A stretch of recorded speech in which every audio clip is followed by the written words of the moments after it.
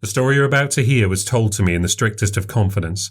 Certain names, dates and locations have been changed to protect that confidence. Events that feature in this story may be part of the public record. If you believe you recognise any of the people, places or events that appear in this story, I ask you not to reveal any information publicly, out of respect for the subject's right to remain anonymous.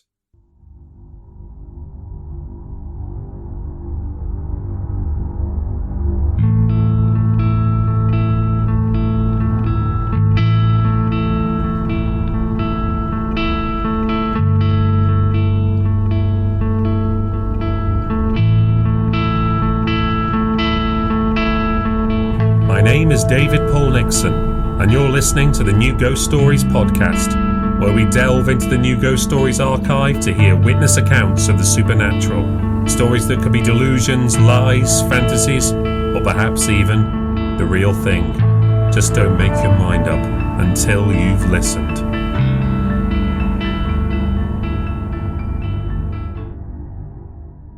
So, this episode was meant to be a short one.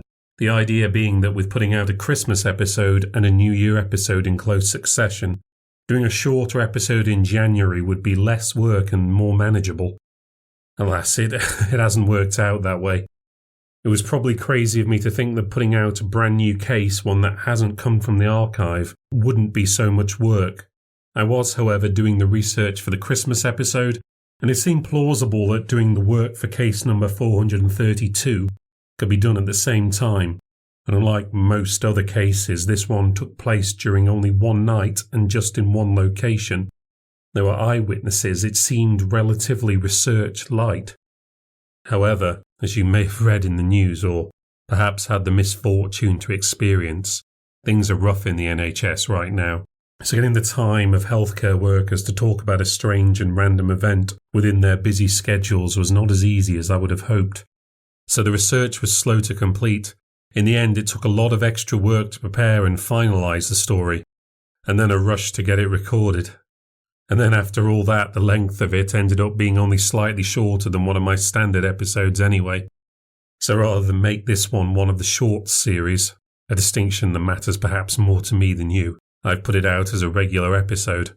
The attempt to make life easier by giving myself less work to do in the already busy Christmas period completely failed. On the plus side, you get to enjoy more content. On the downside, I'm so very tired. I won't say much else about the episode. I'll just let you experience the nightmare evolve. This is New Ghost Stories case number 432, and it's called Kept Overnight, and you can hear it in full, uninterrupted, after these messages. Before we start, I want to ask a quick favour. If you've been enjoying the podcast, I'd really appreciate it if you could give the show a review. It really helps people to find the show and for me to share it with new listeners. You can review the show on Apple Podcasts or on the Spotify mobile app if you go to the show page and tap the 3-dot button. It really does make a huge difference. Thank you. And now, on with the story. Just to let you know, the narrator of this story is female. There was traffic in the corridor. There were too many beds and not enough places to park them or space enough to push past them. Sorry, I said to the porter, not sure where my minder has got to. There was a little boy in the bed, no more than 7 years old. He was sniffling and sobbing. He had tear lines down his cheeks. I locked eyes with his mother. "Aw, what happened?" "He was running up the stairs and he slipped," she said. "We just had the x-rays. He's got to have a little operation so he can have his ankle put back in." "Oh, you poor thing," I said to him with my child-friendly voice. "You don't have to worry. I've been through all this before, and you never even feel a thing." Their porter got behind my bed and released the brake. "You just wake up and it'll all be done," I went on as I was reversed a few metres down the hall. The boy made a squeaking sound and looked up at his mum upset. She said, "He's more worried about having nightmares, aren't you?" "I won't be able to wake up," he said. "Oh, but you don't dream at all when you have an operation," I said. "Trust me, this is my third one. You don't dream anything. You close your eyes, you wake up, and it's done." He seemed unconvinced. With the jam resolved, I wished them luck as the porter pushed him down the hall, and I was left alone again, waiting. I was doing quite well putting on a brave face myself. I'd had operations before, had my tonsils out when I was young, and my appendix out in my early 20s. This time it was for a hernia. I'd moved house recently and had lifted a box of crockery from my back instead of from my knees. Home, sweet agony. It wasn't really the operation I was worried about, although yes, I was still a bit anxious about that.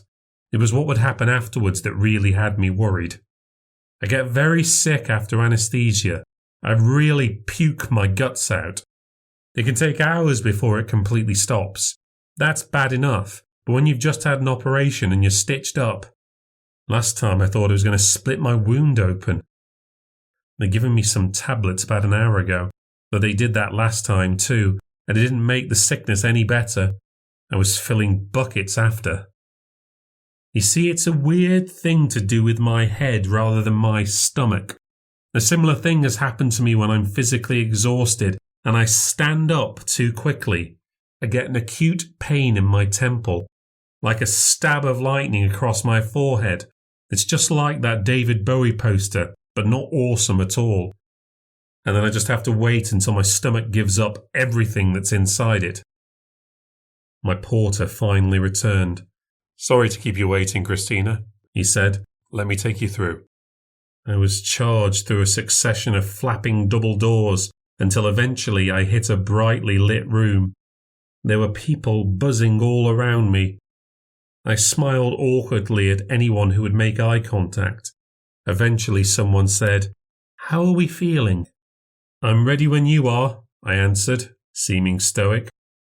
The anaesthetist came over to me with his gear and held the mask at the ready. "Just lie back and relax for me now," he said. "It's an open bar tonight." He placed it over my mouth. "And all the drinks are free." I came around on the way back to the ward, which felt like way too soon, and it made me wonder what would have happened if I'd come around too early. Might I have caught them still stitching me up? Was it just by luck that I'd had enough to see me through the op, or had they given me exactly the amount needed for the operation in a very precise way?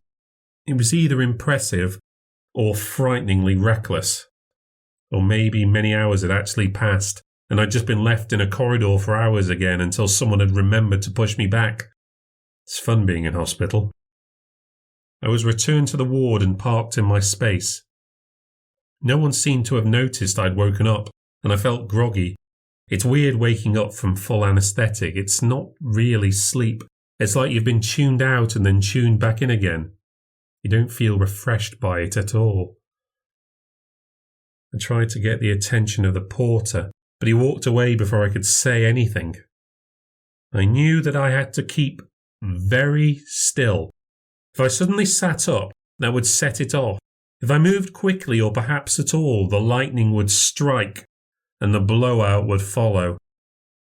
I was going to try harder to be still this time, because it was really bad last time. If I could avoid being sick, I'd be able to get out of the hospital that afternoon. A hernia op is a very minor operation. I did not want to be kept overnight.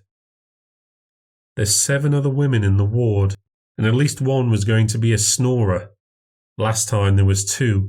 They were able to harmonise. It was awful. I could see one of the nurses, and I wanted so badly to just sit up and catch her eye. My mouth was drier than a martini in the desert. I didn't want to shout, but I just had to in the end. It felt like everyone in the ward turned to look at me, but she bought some water, so worth it. I had to ask her to literally put it to my lips for me to drink. And staying as horizontal as possible, I held my phone over my head and looked through the podcasts I'd bookmarked, none of which I now felt particularly like listening to. I chose something about the Nazis. I quickly started to feel thirsty again. The water was on my bedside table, so close but so far. I reached across with my hand. I could feel the edge of the table, but I couldn't find the glass. I risked turning my head slowly to the side.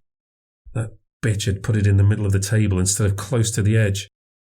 Very, very carefully, very, very slowly, I shuffled my body closer to the side of the bed. Keeping my head flat, I stretched a little further, and got my hand on the glass. I bent my elbow gently, brought it across, then up to my face. I tilted my head, sipped a little. Everything was still okay. I breathed a sigh of relief. They said they needed me to go to the bathroom to make sure everything was still working properly, but I told them I wasn't going to risk moving, not for a long while yet. I managed for a long time to lie still, head back, looking up at the ceiling, burning through my playlist and learning HelloFresh adverts off by heart. A couple of hours passed. They started to bring dinner out to the other patients, and I was tempted. Boy, was I tempted. I hadn't eaten since yesterday. I have no illusions about the quality of hospital food, if there was ever a cynical tactic for freeing up beds. But it smelled like it didn't matter how good it was. I just needed to have it right now. I felt it calling to me. One of the nurses caught me following each tray as it was dispatched with my eyes. She asked me if I was sure I didn't want to eat anything. If I could have moved, I would have eaten her. But could I eat? Would I be okay to do it? It would require movement. My experiments at shuffling around and sitting up a little had gone without incident so far. How long did I have to wait before the risk would pass? Could I do this? I consented to Cornish pasty, mashed potatoes, peas and gravy. It arrived looking as delicious and processed as clip art. I had slowly raised myself up in preparation for it, with no issues. The nurse wheeled over the table, adjusted it and positioned it over me. She put down the tray and my mouth watered. I almost snatched the knife and fork out of her hands. The conspicuous lack of flavours was irrelevant. As soon as I had one mouthful, I lost it. I lost all restraint. I was shoveling it in one heaped forkful after another. The Cornish pasty was a monstrous puff pastry thing with a tough dried up bottom because it had been microwaved for too long. Didn't matter though. I kept on eating. I'd been going at it so hard I didn't even notice that I'd been dripping gravy on my iPhone. So I put down my knife and fork and picked up a napkin to wipe it on. But I placed my knife too close to the edge of the table, and when I was wiping the foam with my napkin, I knocked the table and saw my knife starting to fall off. I saw it slip onto the side of the bed, and it was about to drop to the floor. So I went for it. Quick as a flash, I lunged forward, reached out and grabbed it mid-air. My grip tightened around it, and a sudden blistering bolt of electricity burned across my temple. I sat back up again. There was a buzzing in my head and a feeling of dizziness growing. Then came the nausea. I felt a frog growing in my throat. I slammed the knife down on the table. A nurse stopped in her tracks to look over at me. "I need a bucket," I yelled at her. "Please be quick." Kept overnight for observation. I was going to be fine, I told them. This had all happened before. I suppose once you reach your second hour of repeated vomiting, they've reason to be concerned. God, how I hated it. They talked at one point about getting me on an IV just in case I was left dehydrated. Fortunately, I stopped puking before they plugged me in. I had at least managed post-aftermath to make it to the toilet to take a piss, so my insides were working. No slip-ups in the operating theatre at least. I lay recovering in the ward, with EastEnders on the telly, as if I hadn't suffered enough already. A sandwich had been left for me in the cupboard in my inside table. That's the weird thing about this. It's all in the head. The brain thinks something's up and causes the body to react. The doctor was saying it was like an acute version of seasickness. You should be still, but you're moving. and the body knows this is wrong. You throw up because you interpret this confusing information as being caused by you eating something that's poisonous. Your body thinks it's protecting itself. That's a true fact. So I ate that sandwich and I didn't throw it up. But my head still hurt and I felt seriously burnt out by everything I'd gone through. I couldn't focus on anything. Even with the volume down low, the voices on the podcast were hurting my head. I tried to read, but I couldn't focus on the page at all. It was lights out at 10 p.m. What kind of grown-up goes to bed at 10 p.m? I knew I couldn't sleep, but I didn't feel like doing anything else either, so I was back to staring up at the ceiling. I didn't even have the strength to imagine shapes and pictures in the stained ceiling tiles. How do ceiling tiles get so stained anyway? I just wanted to go home and be looked after by my mum. The snoring started about half an hour after lights out. It could have been worse. It was a whispery, snorty sort of snoring, rather than a full-on buffalo mounting buffalo type of noise.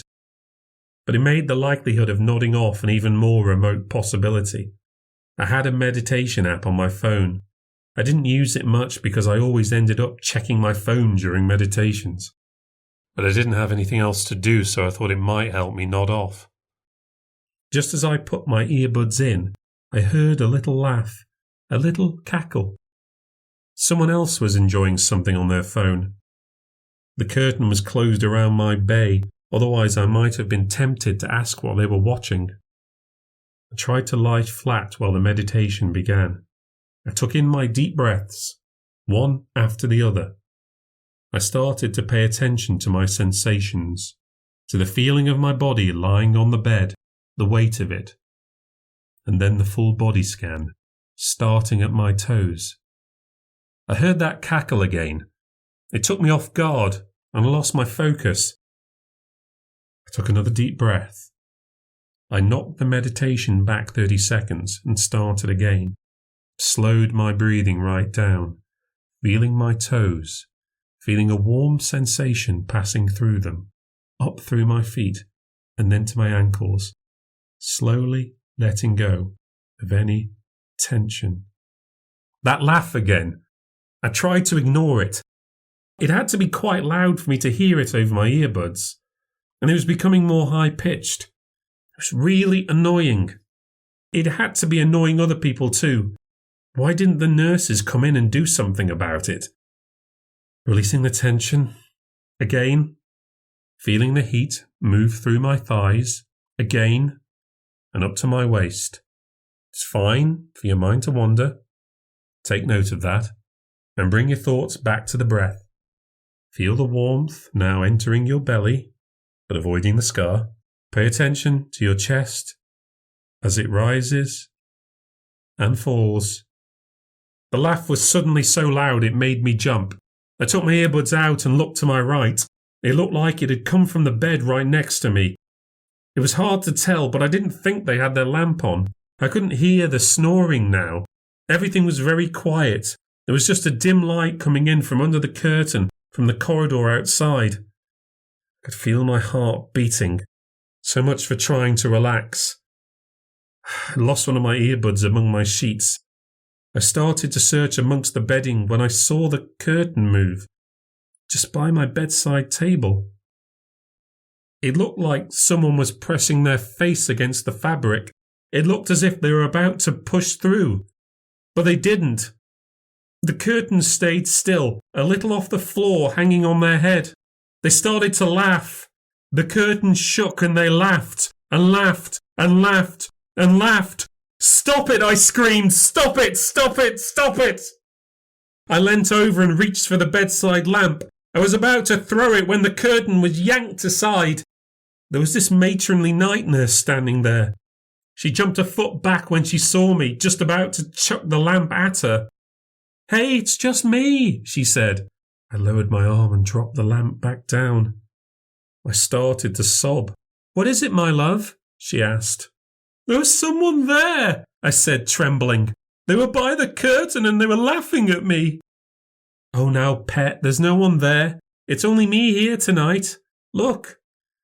She pulled the curtain further aside. I wasn't the last bed on the aisle, but I could see most of the rest of the ward. There was no one there out of their beds. I think everyone's asleep except for you and me, she added. And I realised I could hear the snoring again now. But the curtain moved!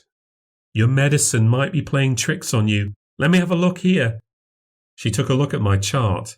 You're not on anything strong. You were sick after the anaesthetic, weren't you? I nodded. She stared down at the chart. Maybe you've got a fever or something. She came over and put her hand on my forehead. You do feel a little warm. I don't feel it. She took a moment to think. It's probably just a nightmare. Happens to people all the time. Everyone's sort of out of sorts when they're in hospital. I took some more water, blew my nose, and I tried to settle a little. I asked her to wheel me to the bathroom, but I just wanted to put some space between myself and the ward. And there was light in the bathroom, and I wanted to be somewhere where it was light. I thought she must be right. I must have slipped off to sleep while I was meditating. But it wasn't like me to sleep badly. When I'm off like a light. I wasn't super keen to go back to the ward, but I couldn't leave her out there with the wheelchair forever. She pushed me back, and as I was wheeled into my bay, I had as good a look as possible at all the other beds, looking for anyone who looked like they were smiling, or had been out of bed or was only pretending to sleep. But as the nurse said, everyone seemed to have nodded off. There were no other lights on, just the sound of snoring. 2 of them were at it now, but neither was particularly loud. She helped me back into bed, refilled my water, and searched with me to find my missing earbud. When she left, I wanted her to stay. I felt very lonely there. The snorers were being very consistent. They sounded like machines compressing and decompressing. No lulls or crescendos, just very steady noise. Without going back to my phone meditation, I decided to just lie back and breathe in and breathe out. I closed my eyes and tried to relax as much as I could for the sake of my head. I didn't think I was going to be able to get off to sleep. I did the breathing for a little while and I started counting too, because that can work, counting down from a big number. After going from 1,000 to 850, I was starting to feel sleepy. I wondered if I might actually do this. I might actually get some rest after all. I turned over to get another drink of water. There were 2 shoes poking out from beneath the curtain. I almost let the glass slip from my grip. They were just there, pointing at the bed, doing nothing. I must have watched them for over a minute. Then they suddenly vanished. For a moment I couldn't catch my breath, and I found I couldn't scream as I saw a hand touch the curtain and then draw a line all the way from the side of my bed all the way to the front, just to where the curtains would part. I watched, terrified, my hands clutching at the sheets, expecting something to come through at any moment. But they didn't. Not right away. They left me waiting, trembling, knowing it could happen at any moment. Finally, it jumped through the curtain, hopping sideways. It was a man in a suit, but with his back to me. I gasped and brought my legs up to my chest before crying out in agony because of the fucking swelling above my waist. But I couldn't pay much attention to that. This man stood there, back to me, sniggering. His legs were spread a little. He wore a brown suit, woolen and pinstriped. He had long hair tied up and back in a man bun. All he was doing was raising his left heel off the ground and putting it back again. It was as if he was about to bolt, leap forward and race away. But he just stayed there. His head started to twitch. It twitched to the left and back, as if it were going to turn and look at me, but never quite doing it. He started to giggle, the same awful high-pitched laughter. The fear had me paralysed. All I could do was breathe in and out, faster and faster, harder and harder. He folded his arms around his head. He bent forward and started circling his head up and down and around. He was making a howling sound, and then he followed it by making a high-pitched growl. I shuffled to the right of my bed. I was going to leap out when he made a sudden sharp whistle, like a shepherd calling for his dog. I drew my leg back into the bed. I pulled my sheets even tighter to my breast. It was still now, and it started to turn its head towards me. I didn't want to see his face. I didn't want him to look at me. I was crying. I was squealing. I saw it look back at me from the side of its eye. Then his jaw dropped open. His tongue rolled out. Then he started panting like a dog. I heard something. The sound of water pouring onto the floor. A puddle was growing beneath his feet. He was wetting himself, pissing on the floor. He dropped suddenly into a squatting position. He leaned over and put his left hand on the back of the bed. He started to howl. I knew what was coming next. I saw him twist on the spot. I rolled off the bed as he tried to leap on top of me. I crashed to the floor, screaming from the pain. I pulled myself onto my elbows and felt an enormous swelling in my throat and a heave from my stomach. Once more I was sick. I was sick in front of me, all over the bedside cabinet, and then I fell on my side and I was sick all over myself. The curtains were torn aside and the lights came on. The nurse cried out, "What's happened to you? Are you all right?" I couldn't form words. All I could say was something about the man, how I needed to get away from the man. There was no man, of course. It was all just some insane nightmare. I was so apologetic and embarrassed in the morning. I had to be given sedatives that night. I had to be held down. The night nurse sat next to me for hours before I finally fell asleep. Just for a few hours. The patience these people have, it is incredible. I felt like I couldn't look them in the eye the next day. Not any of the people in the ward. I guess the staff, they've seen us all before. One person's sick is the same as anyone else's, I guess. Still, I made my mum promise to remind me to get them a gift. Some chocolates or something. Good ones. My stitches were checked again in the morning. No rupture, thankfully. No one seemed to have any idea what had happened to me. They hadn't had anyone experience that kind of turmoil after such a routine operation. I couldn't enlighten them. It was as strange to me as anyone else. I couldn't wait to get home. It was still a little tough to walk, so my mum pushed me along in a wheelchair. As we headed towards the exit, I passed a familiar face. The young boy I'd seen the day before. He was being wheeled past me with his leg raised up in a full cast. "Hello," I said, struggling to be as cheery as yesterday. "How was it?" "Not too bad," his mum said. "Managed to get him into the theatre before 10 o'clock last night." He still looked miserable, his forehead hanging low. "It's best to get it over with," I said, trying to sound positive. "And no nightmares either," she said. "We'll have to start putting him under every night." Even though his head was tilted forward, I saw his eyes look up at me, and in that moment, I felt a sudden chill. There was something in those eyes, something dark and terrible.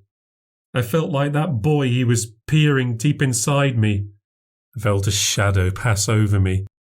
I think all the colour drained from my face just then. "Are you all right?" his mum said to me. I couldn't say anything, because now I knew what he knew. And I knew that he knew exactly what I'd seen. And he said to me, in a whisper, "He never goes away. He always comes back."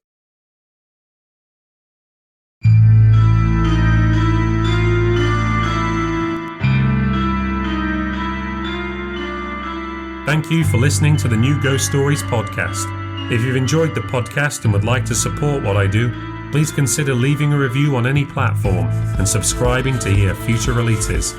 You can also become a patron and enjoy some bonus content by signing up at patreon.com/newghoststories.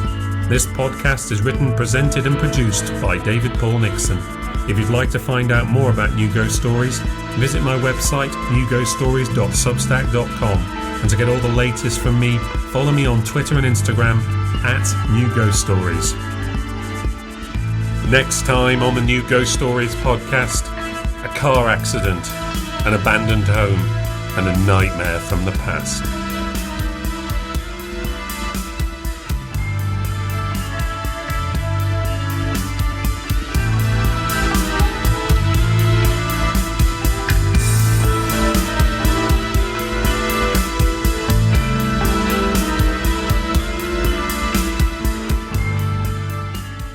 I'm ready when you are, I answered, seeming stoic. The anaesthetist